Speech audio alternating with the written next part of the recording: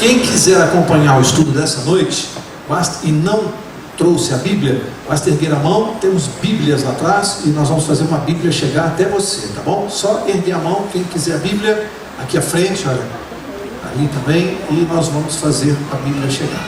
Abra sua Bíblia no livro de Apocalipse, capítulo 20, que é o nosso capítulo desta noite, na sequência dos estudos bíblicos. Capítulo 20. Enquanto vocês procuram aí, eu vou fazer mais uma vez uma ressalva que tenho feito aqui praticamente quase todas as quartas-feiras. Eu sempre digo isso, que nós estamos estudando o livro do Apocalipse, e eu sou leigo, eu não sou pastor, né? Eu sou advogado, essa é a minha profissão.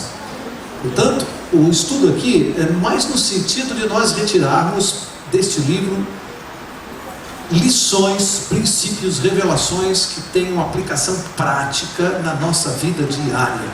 Não há neste estudo aqui nenhuma pretensão teológica, nem de profundidade para fazer isso. Em primeiro lugar, porque eu não sou pastor, não sou teólogo. Em segundo lugar, porque tem gente muito mais capacitada do que eu para fazer isso aqui. Então, se tem alguém aqui essa noite que tem interesse em fazer um estudo mais aprofundado sobre o Apocalipse, eu vou recomendar que você venha aqui aos domingos, guarda só, 19 horas, né, pastor? 19 horas, pastor Marcelo Milani, que está aqui à frente, ele faz o curso de Apocalipse no domingo, mas mais aprofundado, para quem já está mais avançado aí, entra em aspectos teológicos. Se você quer mais, quer aprender mais do que aqui na nossa classe bíblica, se você tem interesse de conhecer esse livro com maior profundidade, domingo 7 horas aqui na igreja Pastor Marcelo, tá bem? Aí você vai ter um estudo muito mais aprofundado, com explicações teológicas e tal. Aqui na quarta-feira é arroz com feijão, domingo estrogonofe, né, pastor? Domingo estrogonofe e quarta-feira arroz com feijão, tá bom? Vamos lá, Apocalipse capítulo 20, vamos ler o verso 1. Nós vamos fazer aqui todos os versos de maneira objetiva, rápida, para a gente tirar o que importa para a nossa vida. Vamos ver o que isso aqui tem a ver comigo e com você, tá? Apocalipse 20, verso 1, diz assim: Então vi descer do céu um anjo, que tinha a chave do abismo e uma grande cadeia na mão. Verso 2: Ele prendeu o dragão, a antiga serpente, que é o diabo e Satanás, e o amarrou por quanto tempo? 1000 anos. Verso 3: Lançou-o, quer dizer o diabo, né, no abismo, e ali o encerrou, e selou sobre ele, para que não enganasse mais as nações, até que os 1000 anos se completassem.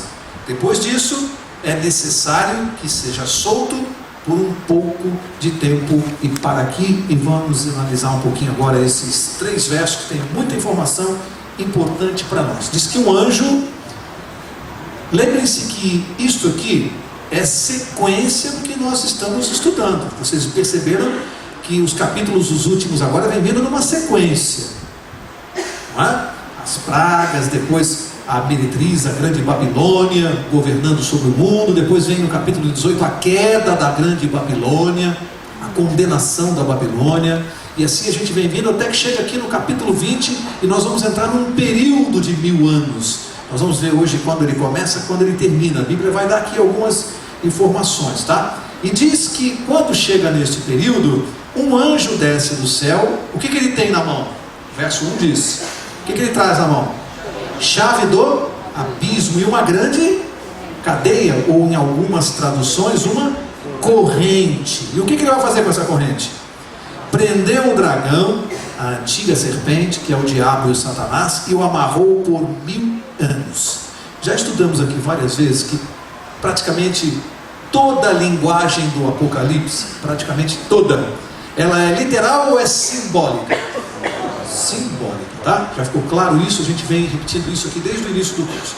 Portanto, aqui estamos mais uma vez diante de uma linguagem simbólica, porque o diabo, nós sabemos, ele é um ser espiritual, ele é um anjo. Você acha que é possível pegar uma corrente e amarrar as mãos de um anjo para ele ficar preso? É possível isso? Não não é possível. Portanto, aqui é uma linguagem simbólica. Então, como é que a gente entende esta prisão, essa corrente que prende? Quando isto acontecer, vamos recapitular. Jesus já voltou? Sim ou não? Já voltou. O que aconteceu na volta de Jesus? Nós já estudamos. Para quem não veio, isso aqui é só uma recapitulação. O que aconteceu quando Jesus voltou? Os justos, onde estão com a volta de Jesus? São transformados, corpo imortal, e são trasladados junto com Jesus para o céu. São arrebatados, tá? E os ímpios? O que acontece com os ímpios que estão vivos? Já estudamos. Os vivos, ímpios vivos, Jesus vem aparecendo. O que acontece com eles?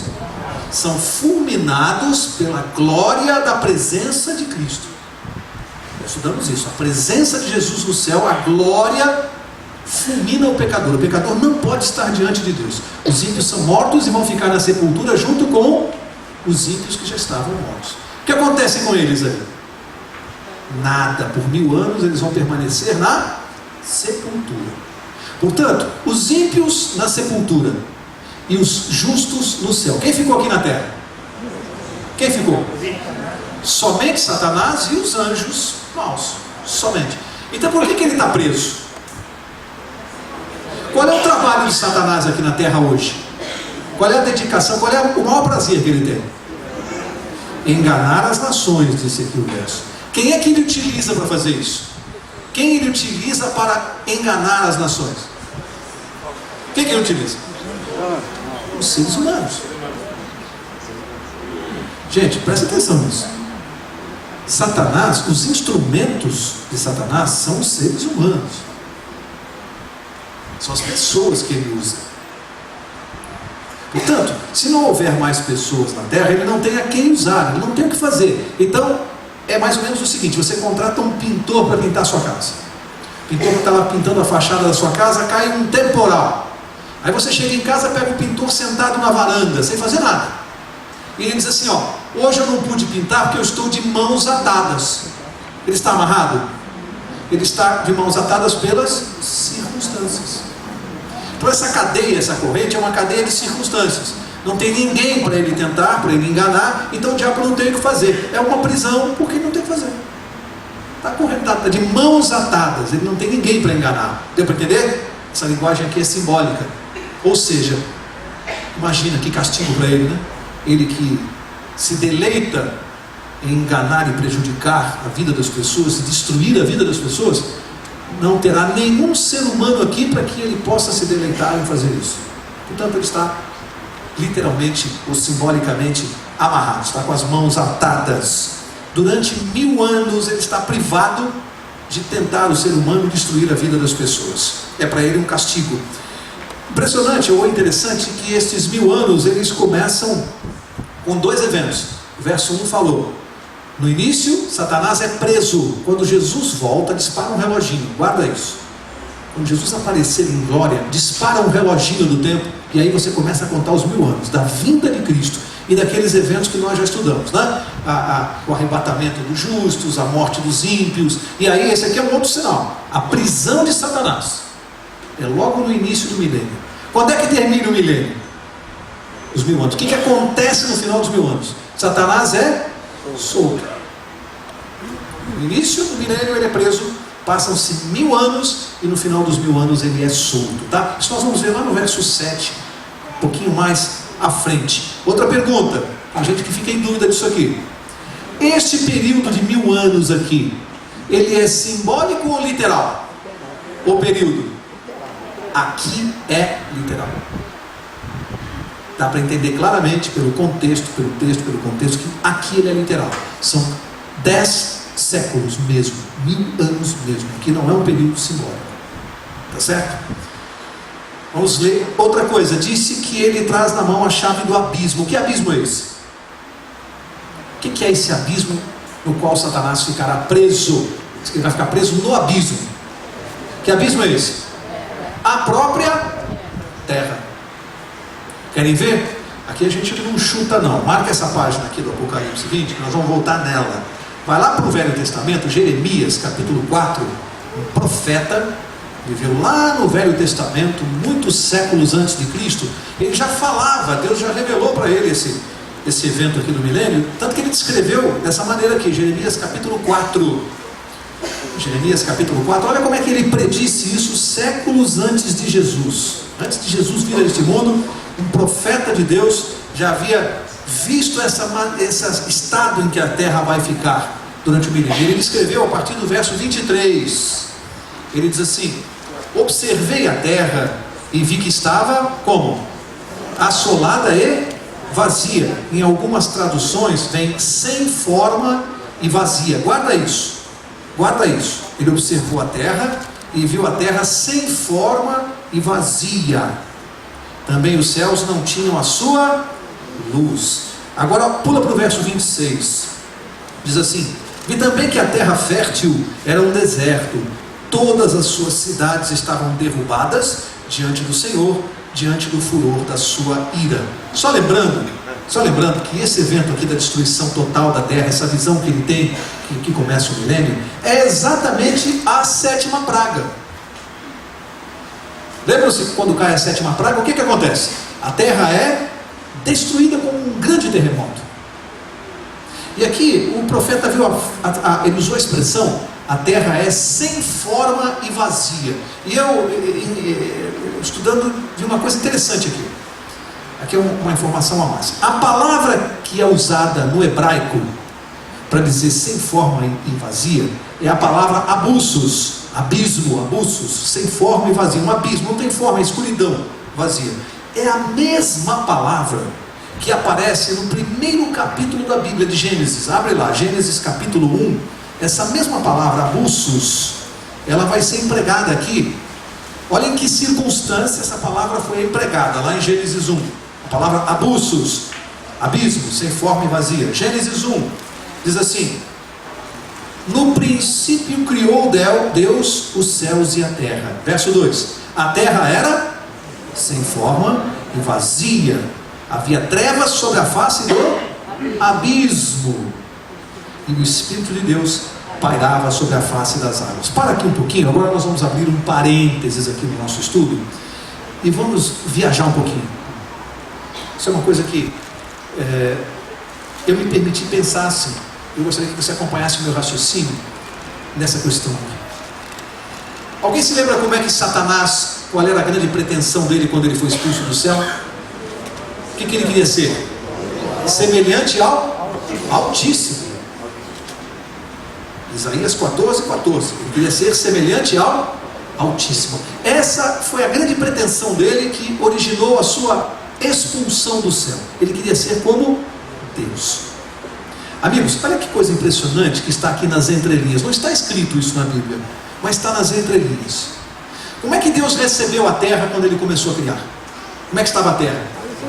Sem forma e vazia. Trevas, escuridão total. Assim é que Deus, a matéria-prima que ele pegou foi essa: abismo, terra sem forma e vazia. Em 7 dias literais, o que ele fez? Tudo isso, na verdade ele fez em 6 dias literais. Na verdade, no 7º ele descansou e abençoou.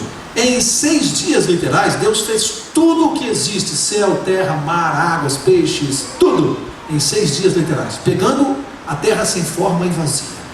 Agora, no início do milênio, a terra volta a ficar sem forma e vazia. Volta. Quem ficou nela, nesse estado? Satanás e os seus anjos. Agora raciocina comigo que coisa interessante no mundo espiritual. Eu me permito pensar na seguinte situação.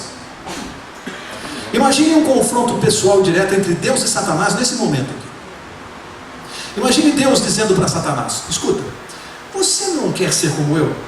Você não enganou as pessoas dizendo que você era como Deus? Você não tinha uma proposta para as pessoas? Você não tinha uma plataforma de governo? Então nós vamos fazer um trato aqui.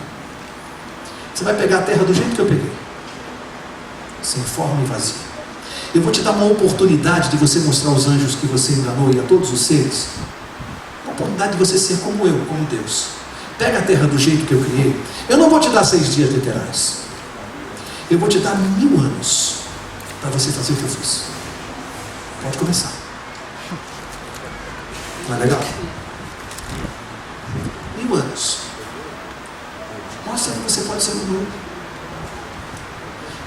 os anjos, para todos os seres inteligentes e criados, o seu poder, o tipo de governo que você tinha. Isso aqui não está escrito na Bíblia, tá? Vou deixar isso claro. Isso para mim está nas entrelinhas. Isso aqui para mim está muito claro. Um desafio. Porque ele fica na terra sem forma e vazia, e ele, se quisesse, se tivesse poderes, ele poderia reconstruí-la. Ele não quer ser como Deus? Por que não faz? Para começar, por que ele não cria vida?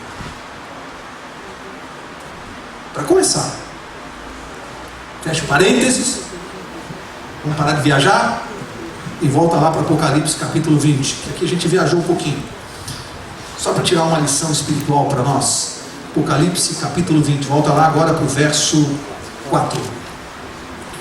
Verso 4, Apocalipse 20, deixa eu chegar nele aqui. Apocalipse 20, verso 4 diz assim: vi também tronos, e os que se assentavam sobre eles, foi-lhes dado o poder de fazer o quê? Julgar, o poder de julgar aos que estavam lá nos tronos. E vi as almas daqueles que foram degolados por causa do testemunho de Jesus e pela palavra de Deus, e que não adoraram a besta nem a sua imagem, e não receberam o sinal na testa nem nas mãos. Reviveram e reinaram com Cristo durante 1000 anos. Para aqui, que aqui tem mais uma informação importante. Nós estudamos que os justos, quando Jesus aparece, a sua segunda vinda, o que aconteceu com eles? Vamos repetir: transformados e arrebatados. Aí chega aqui nessa cena, no verso 4, diz o que é que eles estão fazendo lá no céu. Eles vão ficar lá por 1000 anos tocando harpa? Cantando, é isso? Pode até tocar harpa, pode até cantar, mas a atividade principal não vai ser essa não, porque a Bíblia está dizendo aqui o que eles vão fazer. O que eles estão fazendo lá no céu durante 1000 anos? Deu-lhes o poder de julgar. Julgar o quê? Que julgamento é esse? A Bíblia ajuda. Marca de novo a página aqui. Vai lá em 1 Coríntios. Paulo vai ajudar aqui. O que julgamento é esse? Marca aqui a página. Primeira carta aos Coríntios. Primeira carta aos Coríntios, capítulo 6. E Paulo vai dar aqui uma dica para nós. O que eles vão julgar? 1 Coríntios 6. 6 verso 2. Primeira carta aos Coríntios 6, 2. E Paulo começa com uma pergunta. Ele diz assim: não sabeis vós que os santos, portanto os salvos, né, hão de julgar o mundo? Uma pergunta. E aí verso 3: não sabeis vós que havemos de julgar os anjos? Quem estará em julgamento então durante esses 1000 anos? É só a gente pensar um pouquinho. Só pensar um pouquinho. Quando Jesus voltar aqui, já foram julgados os justos e os ímpios? Sim ou não? Sim ou não? Estou vendo gente em dúvida. Tem que ter havido um julgamento anterior, porque senão como é que Jesus vem aqui já levar arrebatados os justos e deixar os ímpios mortos, se antes dele vir isso já não tivesse decidido no céu quem é justo e quem é ímpio? Concorda? Tem que haver um julgamento anterior. Nós já estudamos aqui quando começou esse julgamento. Lembra-se na profecia lá de Daniel capítulos 8 e 9? Já estudamos. Alguém lembra a data que se iniciou esse julgamento lá no céu? 1844. Portanto, esse julgamento que a gente chama de investigativo lá no céu, ele já está ocorrendo agora. Nós estamos aqui na igreja e está havendo um julgamento lá no céu. Portanto, quando terminar esse julgamento, o que Jesus faz? Ele vem aqui anunciar a sentença, leva os justos e deixa os ímpios, ok? Esse julgamento já está ocorrendo. Mas a Bíblia diz agora que vai haver um julgamento durante o milênio. É o julgamento dos santos, dos justos? Não. Não pode ser, porque esses já estão lá e estão participando de um outro julgamento. Então não é o julgamento dos santos. Então é o julgamento de quem? É o julgamento dos ímpios? Estou vendo gente em dúvida. Sim ou não? Estou ouvindo assim, sim ou não? É o julgamento dos ímpios durante os 1000 anos? Gente, estou vendo uma maior dificuldade, mas é legal isso, é bom para a gente pensar. Ok, vamos raciocinar. Mas os ímpios já não foram julgados para Jesus vir aqui? Já não sabe quem é ímpio? Então está julgando os ímpios? Não está julgando os ímpios. Esse julgamento já ocorreu. Quem é ímpio e quem é santo já foi definido quando Jesus voltou. Então o que os santos estão julgando, gente? Os anjos? Será? Opa! Na verdade, a resposta do Valmir está certa. Ele falou a justiça de Deus. A resposta dele está certa. Na verdade, não é que nós estamos julgando a justiça de Deus. É o seguinte: imagine, os santos estão lá no céu. Chegaram. Você chega depois da festa, falou com Jesus, conversou com todo mundo, viu Adão, viu Eva. Eu tenho uma curiosidade de conversar com Paulo, depois de falar com Jesus, né? E aí, você vai procurar quem no céu? Aliás, antes de falar com Paulo, eu vou procurar antes de falar com Paulo. Quem que você vai procurar no céu? Sua família ou não? Ah, você não vai procurar sua família? Você vai procurar sua família. E aí, infelizmente, nós vamos dar falta de algumas pessoas. Vamos ou não vamos? Você vai ficar feliz? Você vai ficar feliz? Vai ficar triste, não vai? E Deus quer alguém triste durante a eternidade? Existe um paraíso de tristeza durante a... Então o que Deus tem que fazer? Ele vai dar uma satisfação para nós. Por que aquelas pessoas não estão lá? Então, na verdade, o que Deus vai fazer? Ele vai abrir os livros do céu, os registros todos. Esses livros nós vamos tomar conhecimento do porquê que essas pessoas não estão lá. Ou seja, eu e você vamos saber de coisas que nós não sabíamos. Deus vai nos dar uma satisfação.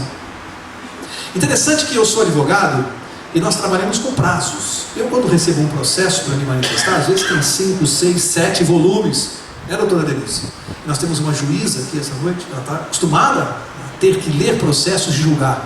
Às vezes o advogado tem 15 dias para se manifestar, para ler os autos, às vezes 1.000, 2.000 páginas, tem 15 dias para se manifestar. A juíza tem também que seguir o roteiro da sua dinâmica de trabalho, ela tem que sentenciar todo dia. Sabe o que Deus vai fazer? Ele vai dizer assim para nós: ó, não tenham pressa. Mauro, você é advogado? É o seguinte: você tem 1000 anos de prazo para você examinar os autos. Não tenha pressa não, examine com calma, com carinho a vida de cada ente querido que você está sentindo falta. Eu estou aqui para dar as explicações, os processos estão aí, vamos abrir os livros do céu. Só que tem um detalhe: estes autos lá do céu não são como os nossos aqui. O que Deus vai registrar nesses livros para a gente ver? Até as intenções do coração das pessoas, até os pensamentos mais impuros. Tudo que nós não sabíamos a respeito daquela pessoa, nós vamos tomar conhecimento. O que Deus está fazendo? Está dando uma satisfação da sua justiça. Ele está dizendo assim para mim: eu quero que vocês examinem se eu cometi algum erro. É isso que nós vamos fazer durante 1000 anos, é esse julgamento. Na verdade, está em julgamento o caráter de Deus. Será que Deus errou? Somente quando não houver mais nenhuma dúvida, todos nós concordarmos que Deus foi justo e aquelas pessoas não estão no céu, porque de fato não mereciam estar lá. Não merecimento por obras, mas merecimento por terem rejeitado o Salvador. Só quando nós nos convencermos disso é que Deus virá então fazer o quê? Executar o juízo. Se ele executar, por quê? Porque os justos, eles vão participar, eles vão estar presentes na execução do juízo. No final do milênio, os justos vão ver. Se antes nós não tivéssemos convicção de que Deus foi justo e certo, e verdadeiro e fiel, como nós entenderíamos este ato de execução de justiça? Deu para entender?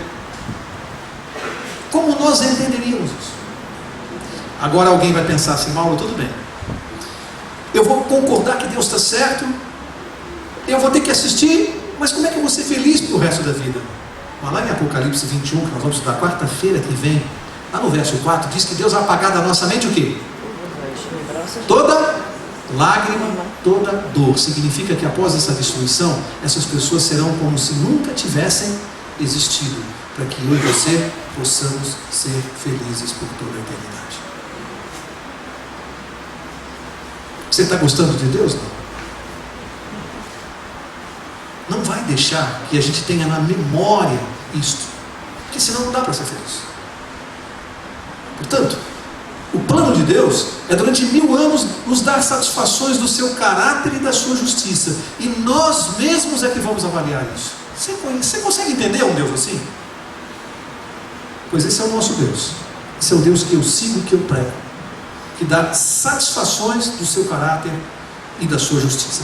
Olha, só esse verso 4, né, pastor? Dá para ficar aqui a noite inteira. O verso 4 tem muita coisa importante, mas nós temos hora. Vamos seguir rapidamente. Verso 5 diz assim: mas os outros mortos não reviveram até que os 1000 anos se completassem. Esta é a primeira ressurreição. Que mortos que não reviveram até que os 1000 anos se completassem? Que mortos? Os ímpios. Tanto os que foram destruídos pela presença do Senhor, quanto aqueles que estavam na sepultura. Estes não reviveram até que os 1000 anos se completassem. Significa que o milênio ele é marcado por 2 ressurreições. O início dele, marcado pela ressurreição dos justos, aqueles que estão nos sepulcros. Eles vão ressuscitar. E quando termina o milênio, ele é marcado pela ressurreição dos ímpios. 2 ressurreições, uma em cada ponta do milênio. 2 ressurreições, tá? Agora, verso 6, né? Vamos lá, verso 6. Diz assim, detalhe antes do verso 6. Como é que ressuscitam os justos? Já estudamos. O mesmo corpo? Eu vou ressuscitar com essa coluna que me dá trabalho? Não. Não, isso Deus prometeu que eu não vou viver na eternidade com essa minha coluna. Nós vamos ser transformados, corpo imortal. E os ímpios no final do milênio, como é que eles ressuscitam? Vão ser transformados? Não. Os ímpios ressuscitarão da mesma maneira que foram para o sepulcro. Tinha doença, tinha câncer, vai ressuscitar assim. Já pensou? Qual das 2 ressurreições você quer estar? Vocês estão rindo por quê? Quem decide é você mesmo. Quem decide é você mesmo. Você escolhe a ressurreição que você quer estar, na primeira ou na segunda? Pois é. Verso 6. Olha aqui o que diz o verso 6. Bem-aventurado e santo aquele que tem parte na primeira ressurreição. A Bíblia está dizendo, bem-aventurado, feliz daquele que tiver parte na primeira ressurreição. Nessa da volta de Jesus. Sobre estes não tem poder a segunda morte, mas serão sacerdotes de Deus e de Cristo e reinarão com ele durante os 1000 anos. O que a Bíblia quis dizer que não terão poder sobre ele a segunda morte? O que ela está falando? Qual é a primeira morte? É a morte que nós vamos morrer um dia, exceto aqueles que estiverem vivos na volta de Jesus. Esses não conhecerão a morte. Mas todos nós experimentaremos um dia a morte. Por quê? Porque o salário do pecado é a morte. Essa é a primeira morte. E qual é a segunda morte? Os ímpios vão ressuscitar no final do milênio, receberão a sua sentença e serão destruídos, experimentarão a segunda morte. Ai daqueles que experimentarem a segunda morte. 6. Quem ressuscitou? Os ímpios ressuscitaram. Por que Satanás foi solto? Já tem matéria-prima para ele trabalhar. Deu para entender por que ele está solto? Porque os ímpios já estão de novo sobre a terra. Então ele está solto. Ele já tem instrumento para enganar de novo. Será que ele vai fazer isso? Olha só, amigos, durante o milênio, esses que estão mortos, quando ressuscitarem, não há uma segunda chance. Não há. Existem algumas doutrinas equivocadas. Eu nem vou perder tempo no nosso microfone de ensinar o que está errado. Existem doutrinas equivocadas aí que ensinam absurdos sobre esse milênio aqui. E ensinam até uma segunda chance de salvação. Um tempo extra. Não existe isso. Portanto, não há uma nova chance para os ímpios. Se alguém pensou assim, mas será que se eles tivessem mais uma chance, será que eles não... Né? O ser humano gosta de insistir. Agora Deus vai mostrar para nós o que é que vai acontecer com aqueles que perderam a salvação. Vamos ver se eles eram bonzinhos, se eles tinham um bom coração, se tinha alguma chance deles se salvarem. Vamos ver, verso 8. Vamos ler o 7 de novo. Quando se completarem os 1000 anos, Satanás será solto da sua prisão e sairá enganar as nações que estão nos quatro cantos da terra, Gog e Magog, cujo número é como a areia do mar, a fim de ajuntá-los para a batalha. É um detalhe, Gog e Magog. Gog e Magog, não se atenha muito a essa questão aqui, mas é uma explicação relativamente simples. Se você não sair agora não, só marca, quem quiser, por curiosidade, marca lá, Ezequiel, capítulo 38, verso 2, não precisa ver agora, marca lá, Ezequiel 8:32, tá? Você vai ver que Gog e Magog eram povos inimigos de Deus, que atacavam Israel. Simbolicamente, esses povos são citados aqui para representar todos os inimigos de Deus de todas as eras, de todos os tempos, porque eram povos inimigos de Deus no tempo de Israel. O profeta Ezequiel fala isso, lá no 38:2, tá? Tanto Gog e Magog, tem gente que pergunta, o que quer dizer Gog e Magog? Termo simbólico para representar os inimigos de Deus de todos os tempos, tá bom? Aí você pode conferir em casa lá, Ezequiel 38:2.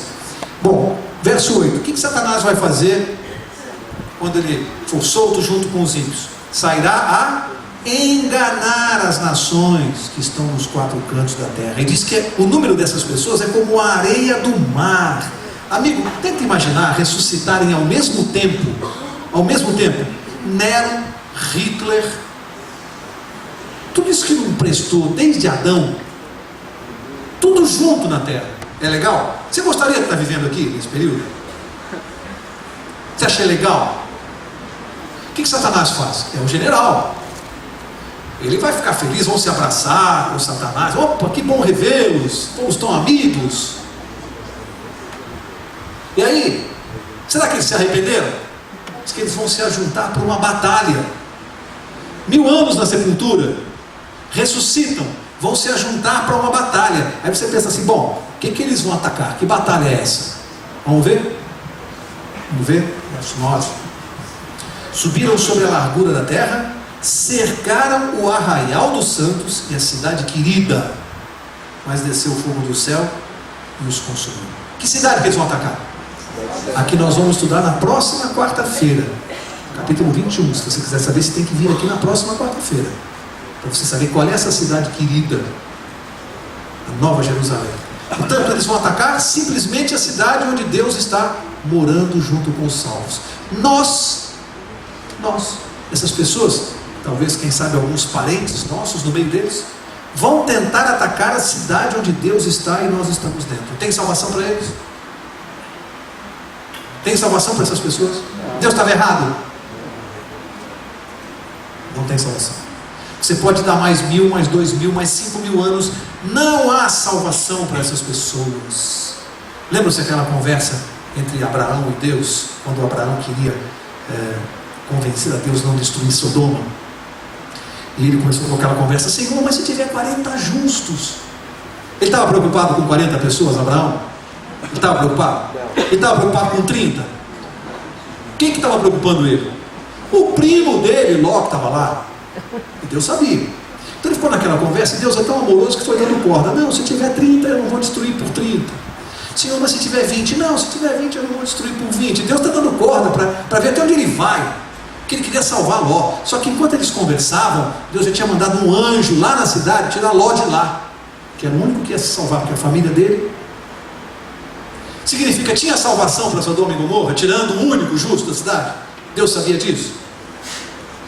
Quando Deus destruir esse mundo, não tem mais salvação. Agora aqui diz que desceu o fogo dos céus e fez o quê? Aqui tem uma palavra-chave. O que é consumir? Se eu pegar uma folha de papel aqui agora, riscar um fósforo, o fogo vai consumir esse papel. Significa o quê? Destruir totalmente, até virar cinza. Isso é consumir. Consumir é ficar queimando eternamente? Isso é consumir? Não é não. Consumir é queimar até destruir. Enquanto tiver combustível, queima. A cidade vai ser destruída. Porque tem gente que prega aí um inferno, que fica queimando aí o resto da vida, né? Se eles vão para um suposto inferno, essas almas supostas, né? Fora do corpo ficariam queimando. Tudo isso não tem nenhuma base bíblica, conforme nós já estudamos aqui exaustivamente. E aí eu pergunto, se essas almas supostas que se pregam por aí ficassem queimando a vida inteira, algumas perguntas simples. Primeiro, combina com Deus isso? Você amaria um Deus que se deleitasse, ficar olhando lá do céu, a eternidade do ser humano gritando e urrando de dor, de fogo. Combina com Deus? Você amaria um Deus assim? Nem eu. Não combina com Deus. Segundo, não combina com a palavra de Deus, porque a palavra de Deus não diz isso. Diz que queima o tempo que demora para queimar. 1 minuto, 2, quando tiver combustível. É uma destruição. Então, isso ajuda a entender o verso seguinte. Tem muita gente que confunde o verso seguinte aqui, o verso 10, que diz assim: e o diabo que os enganava foi lançado no lago de fogo e enxofre, onde estão a besta e o falso profeta. De dia e de noite serão atormentados para todo o...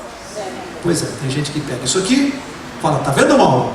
Serão atormentados para todo sempre. Vai ficar queimando. Aí eu pergunto, se alguém abrir esse verso para você, o que você responde para a pessoa? Você tem que estar preparado para responder. Nós temos que saber justificar as nossas convicções. Péssimo testemunho para o cristianismo é quando você não sabe justificar as suas convicções. Nós temos que conhecer a palavra de Deus para ter respostas para as pessoas. Se alguém te perguntar, vai ficar queimando para todo sempre, isso aqui é inferno, o que você responde? Como que você explica? Primeiro você tem que dar um estudo mostrando para a pessoa o que é alma, se existe fora do corpo, se não existe, o que acontece após a morte. São vários versos, né? Não é um verso isolado. Não se extrai doutrina de um verso isolado, para começar. Então você tem que explicar para essa pessoa como funciona com o corpo, o que é alma. A alma é pessoa, a alma não é uma entidade fora do corpo, a alma é uma pessoa. Já estudamos isso aqui. Não existe vida fora do corpo, ser inteligente, pensando, com sentimentos. A alma que a Bíblia menciona é uma pessoa, ok? Mas aqui diz que vai queimar para todo sempre. Como é que você explica? Primeiro, o verso anterior falou que veio o fogo do céu e os consumiu. Esse para todo sempre tem a ver com a duração da destruição ou com os efeitos? O que vai durar para todo sempre? É a duração ou são os efeitos? Esse verso não está falando de tempo de duração, está falando dos efeitos. Então eu digo assim, ó, vai consumir este papel. E os efeitos dessa destruição serão para sempre. Para todo sempre, para a eternidade. Portanto, quando a Bíblia fala de uma destruição eterna, lembra-se quando falou que Sodoma e Gomorra foram destruídos pelo fogo eterno? Está lá, Judas capítulo 7. Foram destruídas essas duas cidades pelo fogo eterno. Pode ler lá na sua Bíblia. Aí tem gente que lê fogo eterno e fala, bom, fogo eterno, fica queimando. Sodoma e Gomorra estão queimando até hoje? Mas a Bíblia não falou que era fogo eterno? Como é que você explica isso para uma pessoa? Primeiro você pede para ela ir lá onde era Sodoma e Gomorra, ver se a cidade está lá queimando. Depois você diz assim, amigo, eterno não era a duração da destruição, essa cidade já foi destruída. Eternos foram os seus efeitos, porque elas nunca mais reviveram. Portanto, os ímpios serão destruídos pelo fogo eterno, porque eles nunca mais reviverão. Os efeitos da destruição serão eternos, mas a duração é o tempo que leva para queimar. E lá está o Mar Morto, né, pastor? Nós temos um pastor aqui. Imagina para mim ficar dando estudo bíblico para vocês com 2 pastores aqui. Vocês gostariam de estar no meu lugar? Não. Eu só estou vendo o pastor sentado ali, só anotando as besteiras que eu estou falando.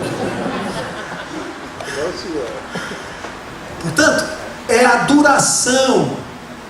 A duração da destruição é rápida, enquanto queima, consumiu, acabou.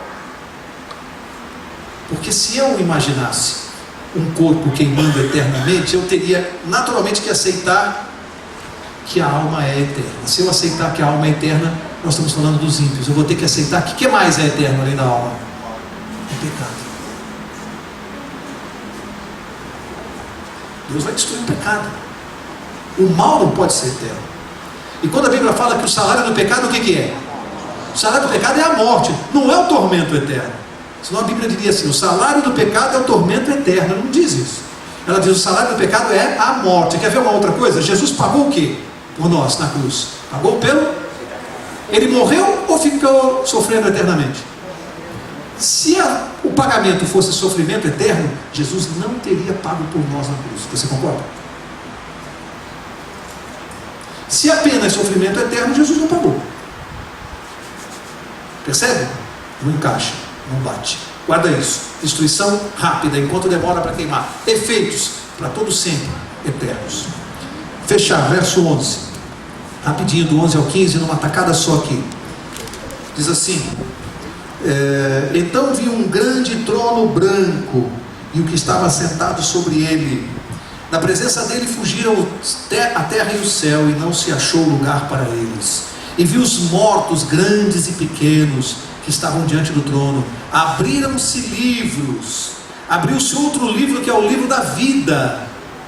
Os mortos foram julgados pelas coisas que estavam escritas nos livros, segundo as suas obras. Para aqui. Coisa interessante aqui, viu? Por que no momento da execução da penalidade dos mortos, a Bíblia fala que foi aberto o livro da vida? O nome dos mortos está escrito no livro da vida? Por que foram abertos os livros da vida no momento da execução da penalidade dos mortos?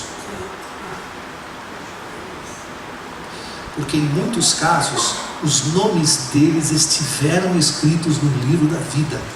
E por os seus atos posteriores, esse nome foi riscado. Triste, né?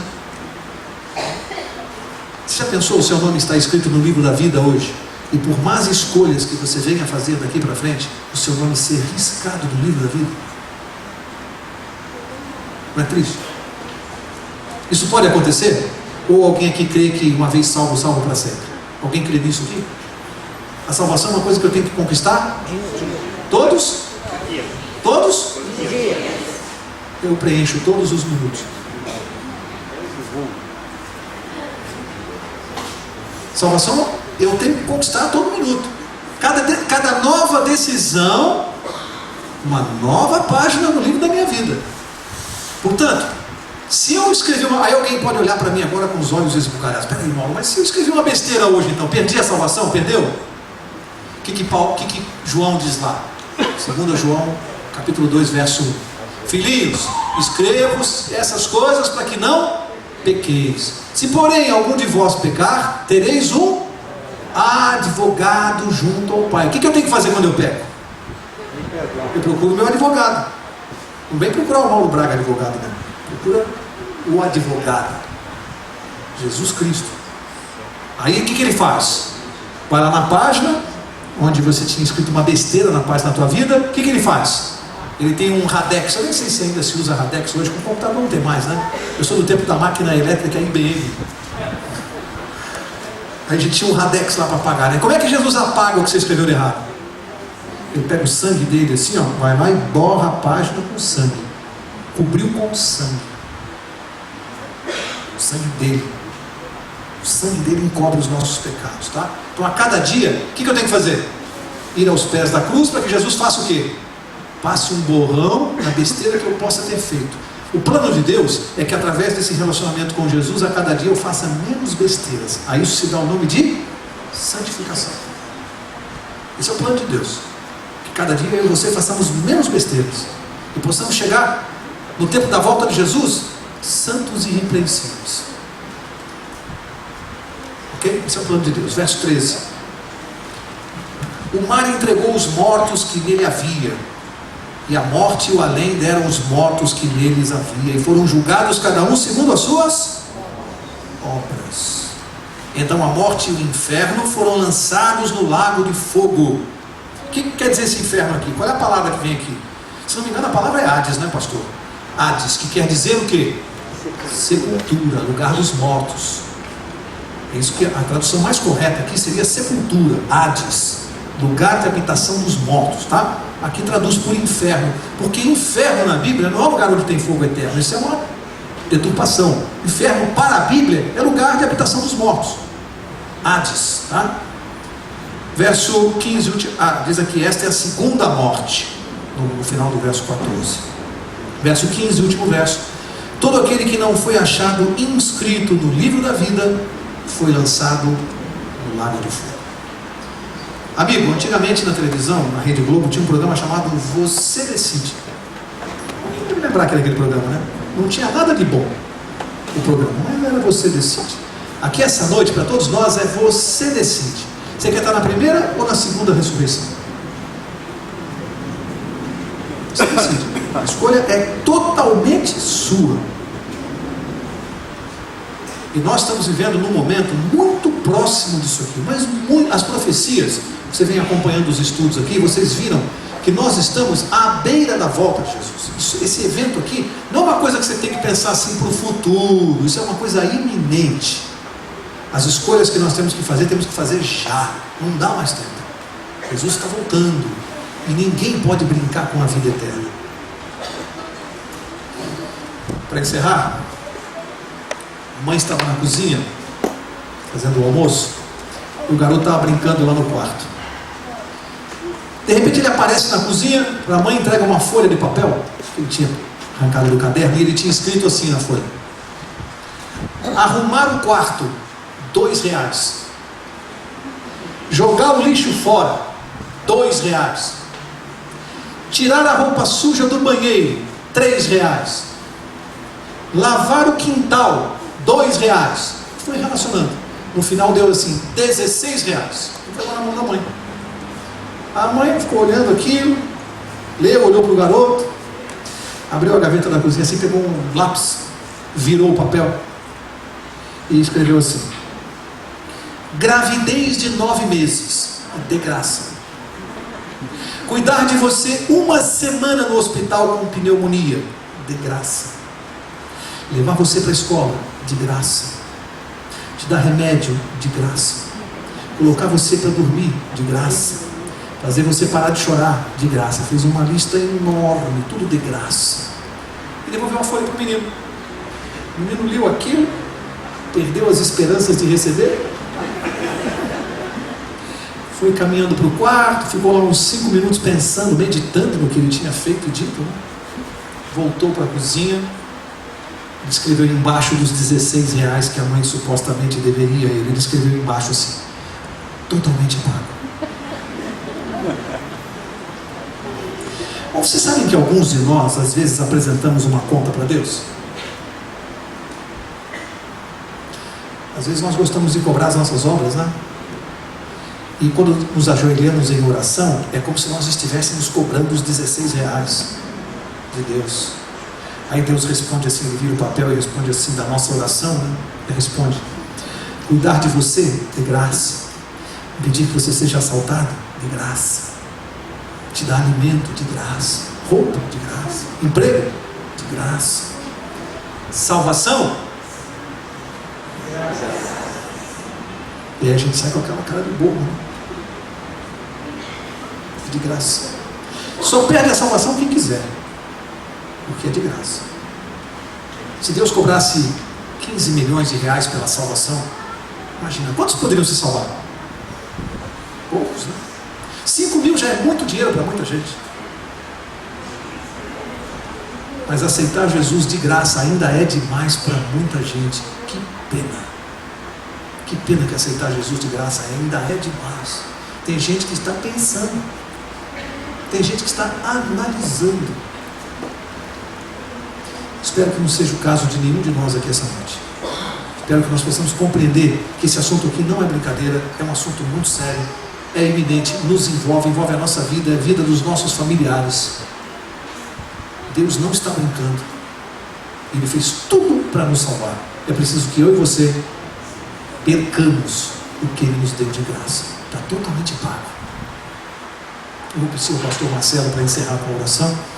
Quarta-feira que vem, capítulo 21. Você quer saber onde nós vamos morar na eternidade?